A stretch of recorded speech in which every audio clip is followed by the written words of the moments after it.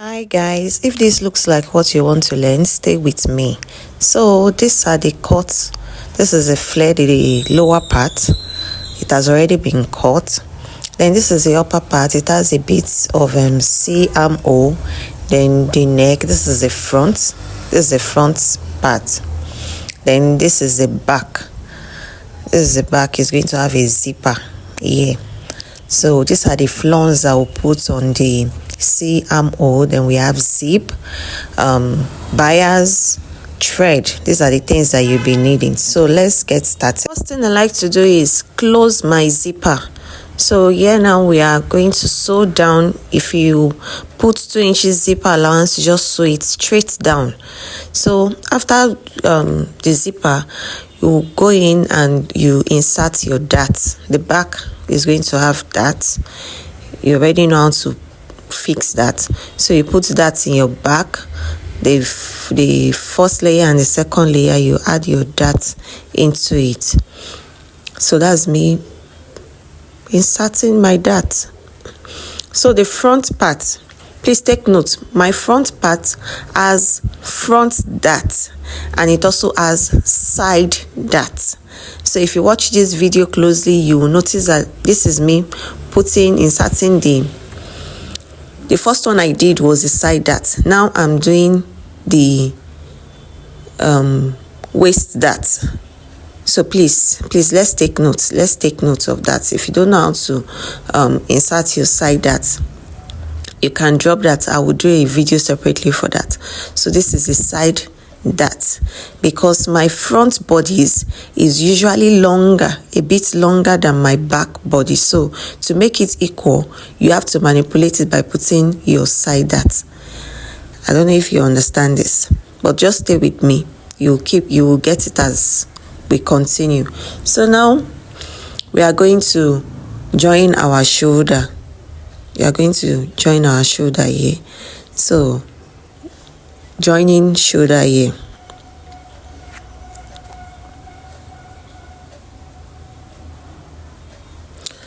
This is our flounce, guys. This is our flounce. So this flounce now, we need to, the tip of the flounce, we can't just leave it like that. So we are going to be piping it with our bias. That's why we need bias. We are going to pipe it with our bias. Then by the time we join it on the cloth, just like I'm arranging here, I'm just trying to see if it is going to be enough or we are going to have excess. So here we are going to start by taping the tip of our flounce.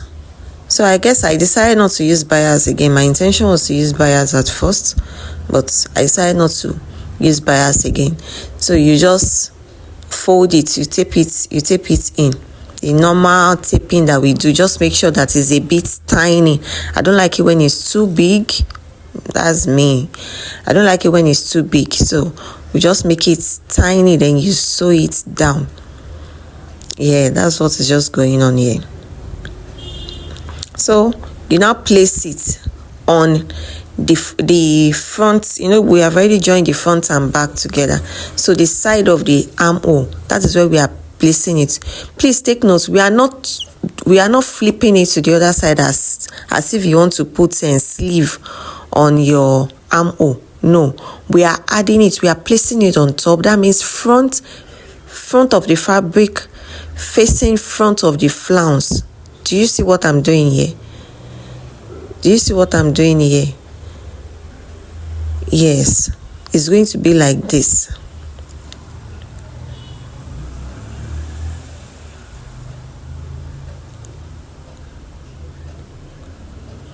So this is the other side. You do the same thing to the other side. The same way you treated the right side, you treat the left side the same way. So you can notice the way I'm fixing it. You know that if we want to add sleeves to clothes, it is the wrong side, meeting the wrong side that we will use. But here, the right side is on top of the right side. So is relaxing on top of the shoulder, the flounce. is relaxing on top of the shoulder. I hope you are getting this. It's relaxing on top of the shoulder. So when we are done, I'm going to use bias. You can see what I'm doing now. I'm using bias to secure it. So we'll secure that place. We can't just leave that place like that because it's going to be showing and threads will be coming out. So we'll use bias. Just stay with me. You understand what I'm talking about. So we are going to use sew bias. I have a tutorial on how to properly pipe using bias to have a finished look. So just stay with me and see what I'm doing here. Then you trim out your excess. If you want a neat bias finishing, once you have sewn the first line, you have to trim out your excess, because by the time you will be flipping the other side to cover it. If you still have excess, it will be showing when you have already flipped it. When you are sewing it, it will show. But when you trim it and you notch it, please guys, always notch. Notching, it makes your sewing, it makes it relax. Even before you iron it, you can already see that you are on the right track. But if you don't notch it, it will just be wobbling and be stressing you out. So you see now, please take note of this, please. I pushed out the flounce. So the sewing now, it is on the fabric. It is on the bodies. Yes, it is on the body. The main body is not on the flounce. So that by the time we finish sewing it, if we flip it the other side, you are not going to see the sewing on the outer look.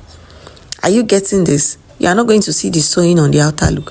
So I turned it and I'm sewing it back on the armhole fabric, the main fabric, the upper part fabric. That is where we are sewing it on. Are you getting this part? Please, if you need to watch this video again, please take your time. You see it? Can you see? The sewing is under. Can you see? Yeah. Can you see? Can you see it now? The sewing is going to be under. It's not going to show. That's just the trick around here.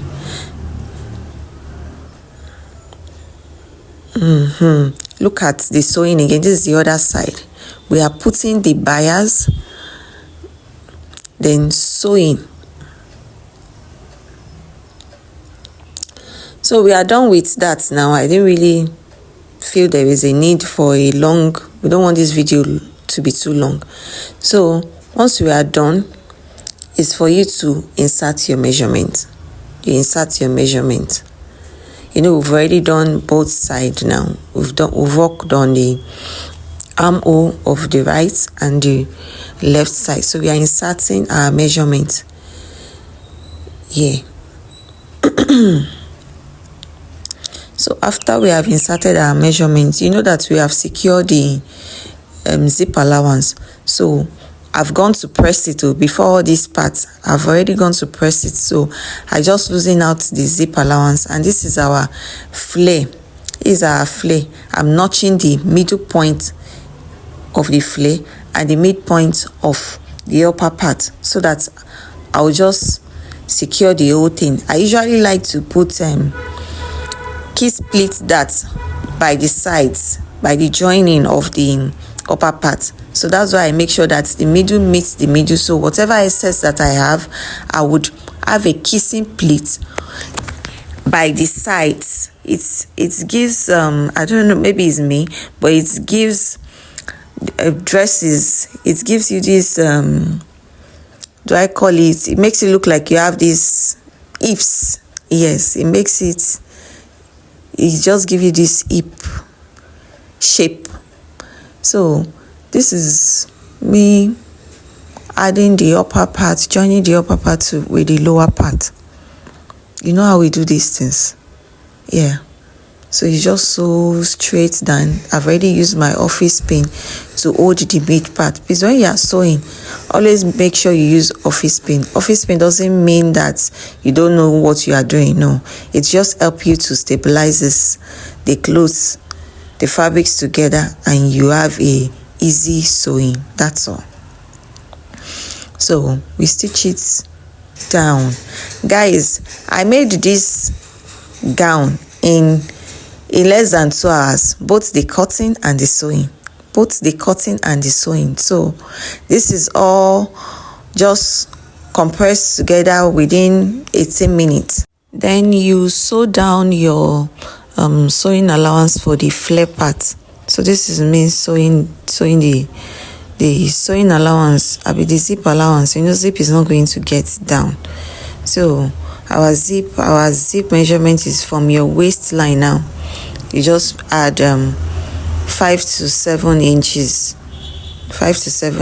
So that is for it. So by the time you add it up with your upper part, it should not be more than 23 to 24 inches for your zip.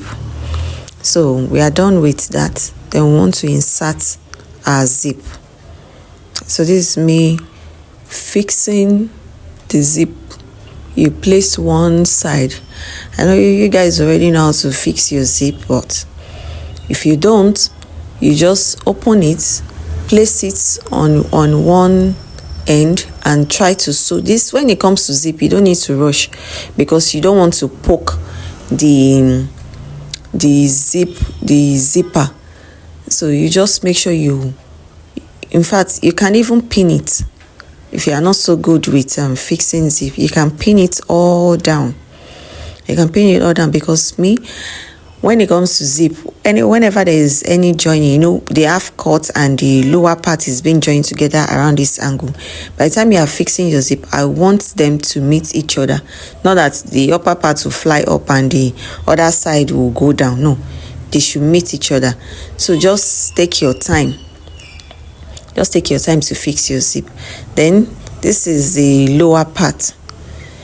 By the time we are sewing all this, you can weave. In fact, you need to weave them. So this is just because I needed to do this video quickly.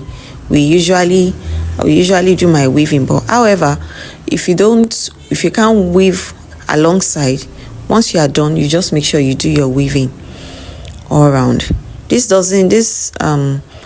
design doesn't require lining, and I use 3 yards of fabric. That is what I use. In fact, I still have a little bit of leftover. So with 3 yards, if you are size 10, you are size 8, 3 yards is okay for you. Once you just get your 3 yards, you are good to go. So this is me taping the lower part. This is a regular thing. Then I came to just do a fitting there to just see, and it was perfect. So now I came to tape the neck. You know that we have not taped the neckline. So this is me using bias to tape our neckline. Then we iron it. I didn't show the places where I was ironing, but please have in mind, immediately I finished taping the flounce tip, I went to iron it. When I joined my back, I went to iron it. When I joined my back zipper allowance, I went to iron it. When I joined the sides measurements, I ironed it. Because here, as we sew, we iron. So I ironed it. Please take note of these things. So this is me adding the bias, just taping the neck. So we keep taping the neckline here with our bias. So that's what's going on here. Then you notch. Once you are done with the first line, you notch them, then you flip it to the other side and sew straight down. It gives it a perfect finishing. So here is it. Here is the look. Even without iron, you can see how it is. So boom, you can see this is what you have. This is how it looks. Thank you guys. Thank you for your time. Thanks for watching. See you next time. Bye.